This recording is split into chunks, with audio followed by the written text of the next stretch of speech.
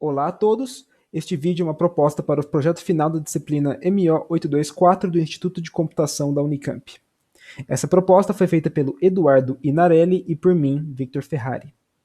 A apresentação consiste de uma introdução para o problema dos brigadistas, uma proposta para explorar técnicas de pesquisa operacional nele e considerações relacionadas à implementação e avaliação dos resultados. Vamos começar.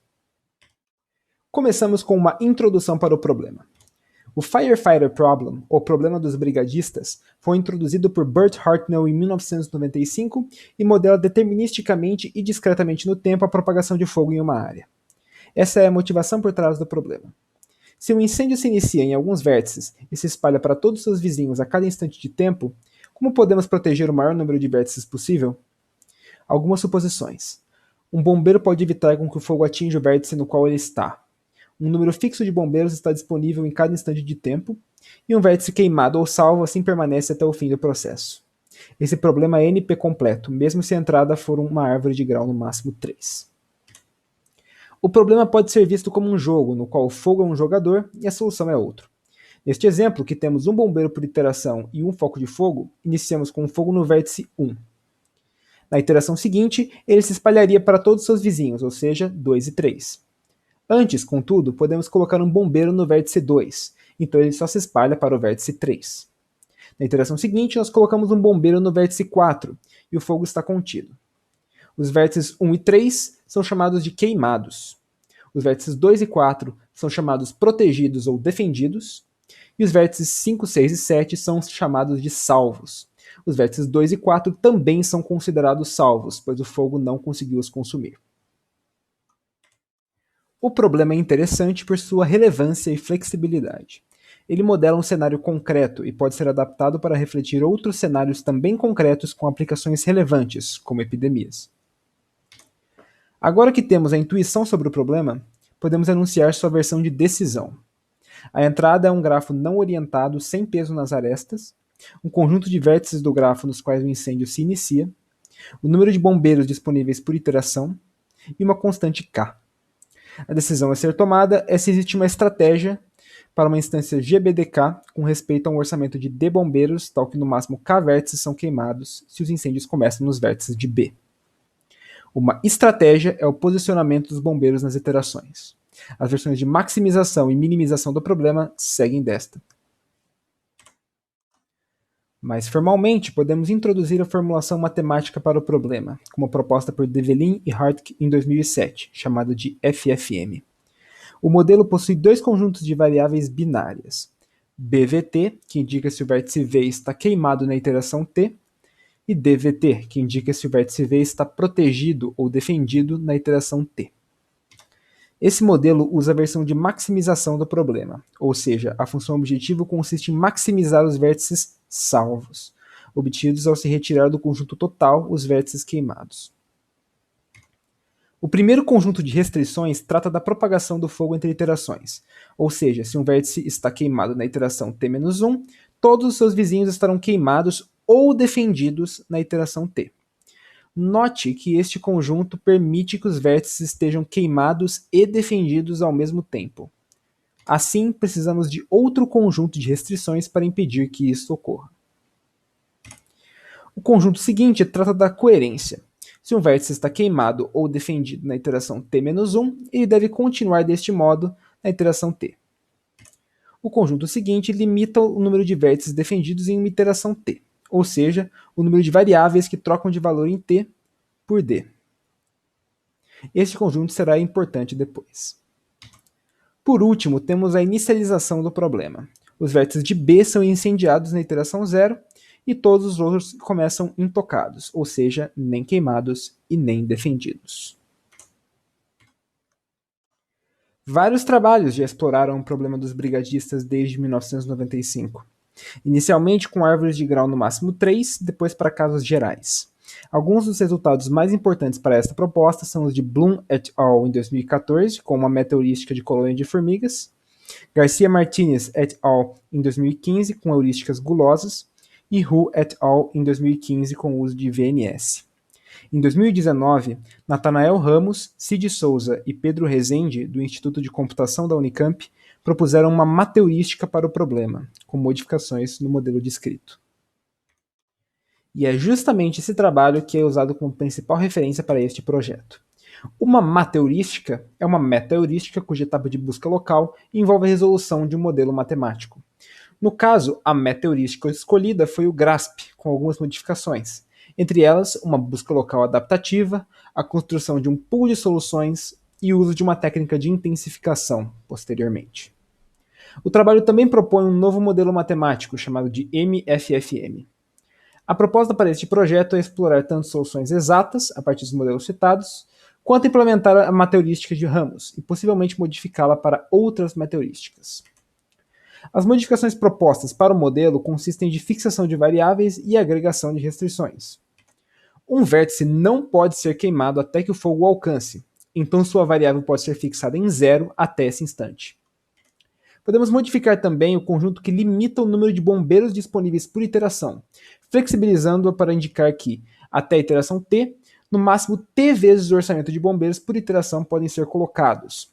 Note que, pela flexibilização, nem sempre uma solução do MFFM é viável para o FFM. Porém, é possível viabilizar essa solução rapidamente. O GRASP é uma meta-heurística iterativa, na qual cada iteração consiste na construção de uma solução gulosa aleatorizada, possivelmente de uma fase de viabilização dessa solução, de uma busca local tomando como base a solução construída e na atualização da melhor solução encontrada, nessa ordem. Esse processo se repete até que um dos critérios de parada seja alcançado. Analogamente, a mateurística de ramos segue o seguinte método. Inicialmente são feitas eta-execuções de uma heurística gulosa em modo probabilístico. Em seguida, é feita uma seleção de rosoluções com base na qualidade e na diversidade de cada uma. E, finalmente, uma busca local com vizinhança de tamanho adaptativo é realizada em cada solução do conjunto filtrado. Vamos entender mais profundamente os passos 2 e 3 do processo. Dado um conjunto S de soluções, queremos um subconjunto menor que tenha boa qualidade e seja diverso. Para isso, podemos criar 4 grupos de soluções com base no valor objetivo, espaçadas linearmente, ou seja, cada intervalo tem o tamanho de 1/4 da diferença entre a melhor solução e a pior solução.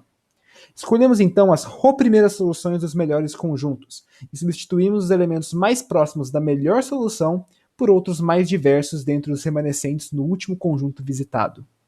Diversidade é medida por meio da diferença simétrica entre as vizinhanças das soluções. Assim, para cada solução do conjunto P selecionado, é feita uma busca local. Primeiro, precisamos construir uma K-vizinhança para a solução, a partir do seu conjunto D de vértices defendidos. Isso é feito a partir de um critério F, que pode ser a proximidade a um foco de fogo, por exemplo. Essa vizinhança então estabelece um conjunto de vértices que podem ser defendidos, junto com o conjunto D, e qualquer outro vértice tem sua variável correspondente no MFFM fixada em 0. O resultado é uma instância menor do problema, que pode ser resolvida mais facilmente a partir do MFFM. Note que esse processo envolve a solução de um problema NP difícil, então normalmente o conjunto selecionado é relativamente pequeno, por volta de 4 ou 5 soluções. Por outro lado, o conjunto inicial pode ter milhares de soluções. Aqui está o pseudocódigo do processo de busca local descrito. É visível a partir dele que os parâmetros de entrada são importantes, como sigma e t. Esses dois parâmetros são particularmente importantes e podem ser ajustados em tempo de execução, para se adequar a cada situação encontrada. O limitante superior para iterações, t, tem um valor global, que sempre retorna a solução ótima. Porém, ele pode ser muito grande comparado com o número ótimo de iterações, ou até mesmo comparado com o número de iterações das soluções gulosas selecionadas. Para diminuir esse valor, que é importante por definir o tamanho dos conjuntos de variáveis e de quase todos os conjuntos de restrições do MFFM, podemos usar um substituto que não garante otimalidade, atribuir um valor baseado no número de iterações das soluções do conjunto. Esse valor depende de um parâmetro fixo, epsilon. O tamanho sigma das vizinhanças também segue uma estratégia de ajuste em tempo de execução, resultando em uma vizinhança de tamanho adaptativo. Como visto no pseudocódigo, após a busca local, o tamanho da vizinhança é aumentado em 0.1 se a solução for ótima para o subproblema e reduzida de 0.1 caso contrário. Isso ocorre para tentar considerar a maior vizinhança possível dentro do tempo limite alocado.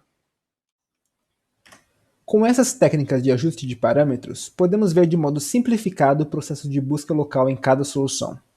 Sigma é iniciado com 0,5, e para cada solução é realizada a busca local com o valor aproximado de t e o sigma atual.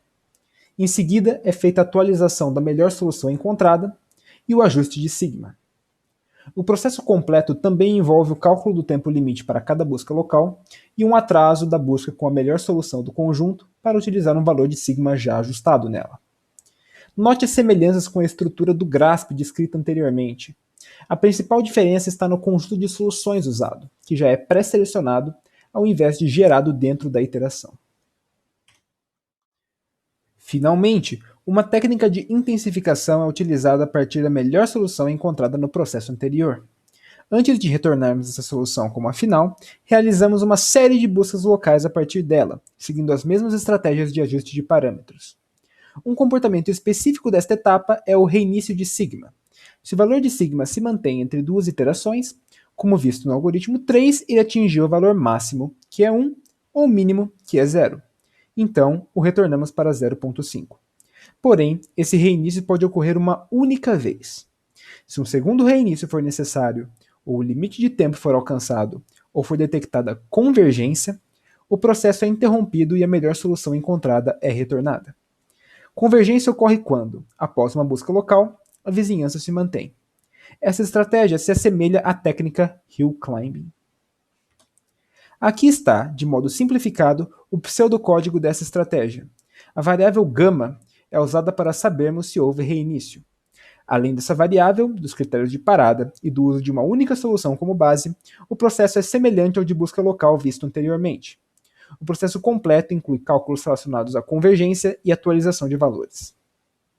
Como descrito, o processo para quando o tempo limite é alcançado, quando um segundo reinício é necessário ou quando houver convergência. Todos os pseudocódigos usados nesta apresentação foram adaptados do artigo original de Ramos et al. Como citado anteriormente, a mateurística é baseada no GRASP. Porém, é possível aproveitar das mesmas técnicas de construção de vizinhanças, busca local e outras em mateurísticas diferentes.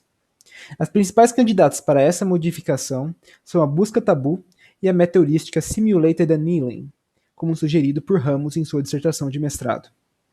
Outra modificação sugerida é incluir Path Relinking como outra estratégia de intensificação e diversificação na mateurística atual, que consiste em explorar caminhos entre soluções. Pretendemos implementar até 2 das modificações citadas, além da própria mateurística. Com a descrição dos métodos propostos, devemos avaliá-los de algum modo. A coleção de instâncias que será usada para comparação com a literatura está disponível publicamente no site do professor Cid Souza do Instituto de Computação da Unicamp, e consiste de 3 conjuntos de instâncias criados por Bloom et al., Garcia Martinez et al. E Ramos et al. Essas instâncias são grafos com número crescente de vértices, iniciando em 50 e terminando em 1000. Os grafos foram gerados de modo aleatório a partir de diversos modelos, sendo eles o modelo de Erdos-Reny, Gilbert, Barabasi-Albert e o modelo geométrico aleatório. Como o foco do projeto é a exploração de técnicas, os experimentos serão feitos com o melhor conjunto de parâmetros encontrado por Ramos et al. Os modelos matemáticos serão resolvidos com um solver Gurobi, tanto na forma exata quanto dentro da busca local, por familiaridade com a API. Há uma grande quantidade de instâncias disponíveis para testes, então pretendemos selecionar um subconjunto variado para facilitar os experimentos. Os resultados encontrados serão comparados com os métodos citados na síntese bibliográfica. Aqui temos algumas das referências usadas na elaboração desta proposta e citadas ao longo da apresentação. Algumas das propostas discutidas estão sujeitas a modificações. Gostaria de agradecer ao Natanael Ramos pelas sugestões de modificações e avisos quanto à implementação. Obrigado por assistir.